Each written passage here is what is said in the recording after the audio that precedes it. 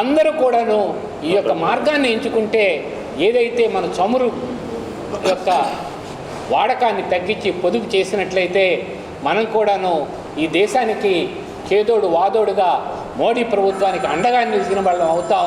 ఈ దేశంలో ఉన్నటువంటి సంపదని ఎక్కువగా వాడకుండా దాన్ని కూడా పొదుపుగా ఉంచుకొని అవసరమైనప్పుడు ఇవాళ హాస్పిటల్స్ ఉన్నాయి, తప్పదు.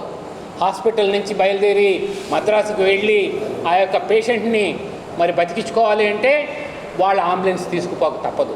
కానీ మనందరం కూడా బాగున్నాం. ఒక కారు కోసం ఇంత పెట్రోలు ఇంత డీజిల్ ఖర్చు పెట్టి ఇంత ప్రయాణం చేస్తే మనకు వచ్చేటువంటి ఆదా ఏముంటుంది? కాబట్టి కొన్ని రోజులు కష్టపడదాం, పాత రోజులు గుర్తు చేసుకుందాం. మళ్ళా ఒక్కసారి మన ప్రయాణాలన్నింటినీ కూడాను పబ్లిక్ ట్రాన్స్పోర్ట్ ద్వారా ముందుకు వెళ్ళేదానికి మనందరం కూడా ఆలోచన చేసి ముందుకు వెళ్దాం అన్నటువంటి విషయాన్ని కూడా నేను మీకు అందరికీ కూడా తెలియజేస్తూ ఉన్నాను.